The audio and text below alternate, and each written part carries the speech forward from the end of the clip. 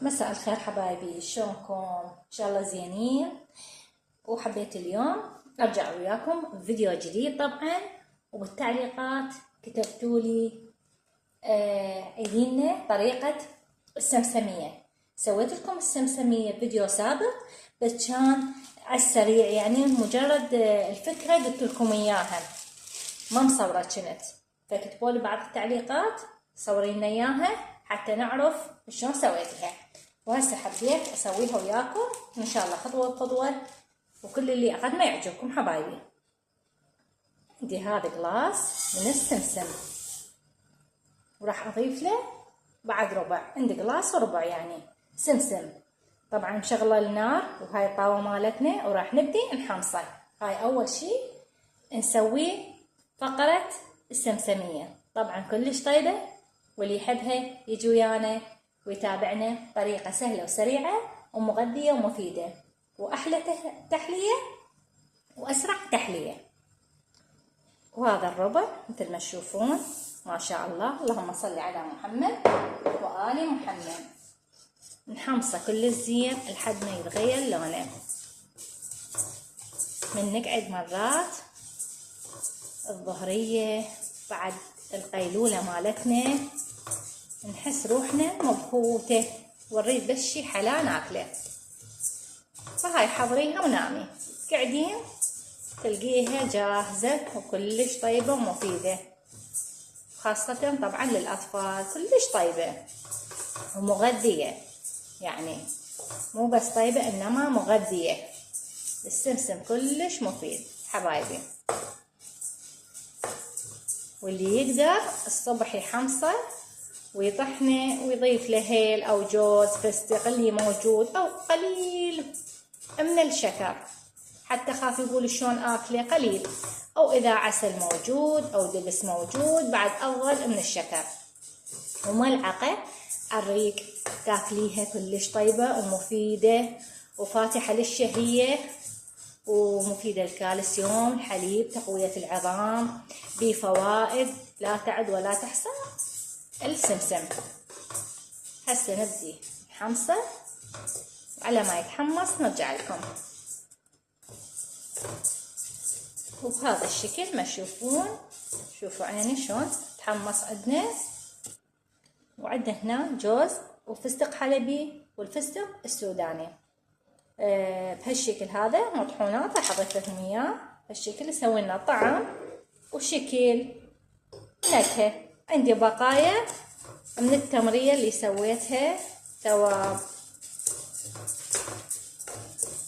واخلطها وياهم، وهذا اللون تحميصه مالته ما اريد بعد ازيد، يكفيني هذا، لان راح اضيف له بدال الشكر اضيفا الدبس والطحينية، او يعني هو الراشي، احنا نقول راشي وبعض ما يعرفون الراشي طحينية. هسه راح اضيفه الدبس، بسم الله. هاي اول ملعقة دبس، وهاي الملعقة الثانية، وراح اضيف الطحينية.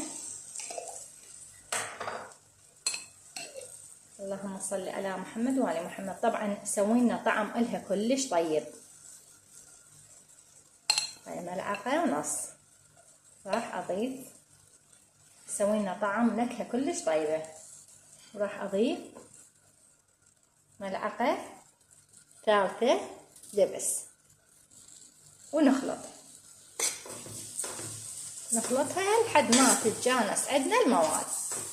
طريقة سهلة وسريعة، وعينك ميزانك، ايش قد تحتاجين دبس او تحبين تكثرين الراشي عينك ميزانك. هالشكل هذا وتشتغلين خطوة خطوة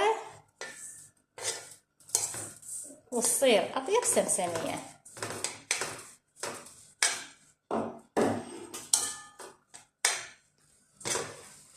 طبعا هنا تخليها على نار هادئة كلش هادئة.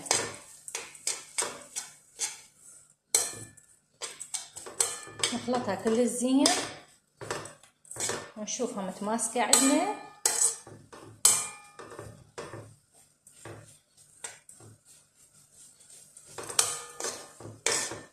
شاء الله تبارك الرحمن. طبعا الريحة والطعم يجنن. أنا مسويتها أكثر من مرة. طبعا هاي هنا حركتها. طبعا التصوير كان مطفي ما أدري بيه.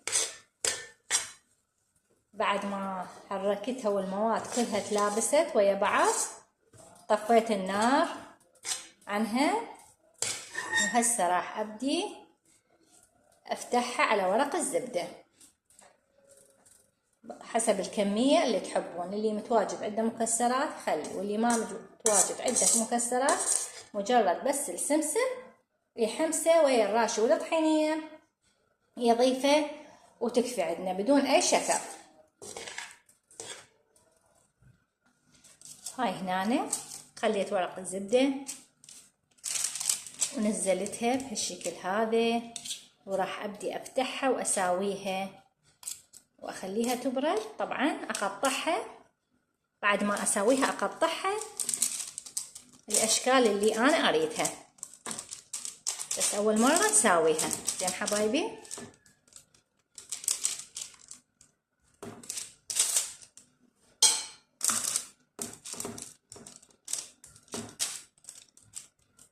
طبعا الريحة تخبل، الريحة مالتها كلش طيبة. وهاي هنا سويتها بهالشكل هذا. راح أبدي هسه أقطعها قبل لا تبرد بهالشكل هذا.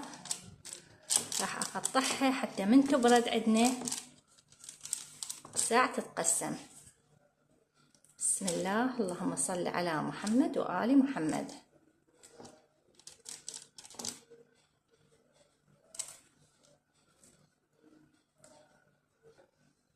طبعا واني قطعها الريحة تطلع تجنن، جربوها اتمنى تعجبكم. طبعا طعمها كلش طيب والله العظيم.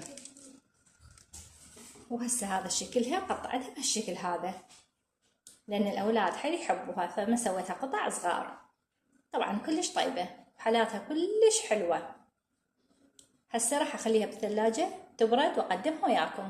اتمنى كل اللي اقدمه يعجبكم حبايبي. لا تنسون من اللايك والاشتراك والمشاركة بين الاهل والاصدقاء، واكون ممنونة لكم.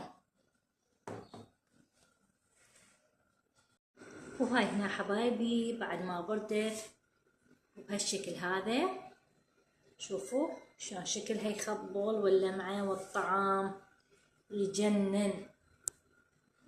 شوفوا حبايبي شكلها يخبل والحلا مالتها. هذا شكلها مثل ما تشوفون باعوا. هذا شكلها ما شاء الله تبارك الرحمن. اتمنى تجربوها، كلش طيبة وسهلة وسريعة وكلش مفيدة طبعا، ويحبها الكبار والصغار. وهاي الكمية اللي طلعت عندنا قلاص وربع سمسم. شوفوا تحبون تكثرون الدبس يصير بعد اسمر من هيجي شكل او هذا الشكل. هسه شكلها هنا كلش طيب، يعني الطعم واللون والنكهة وكل شيء هي طيبة. وهذا شكلها.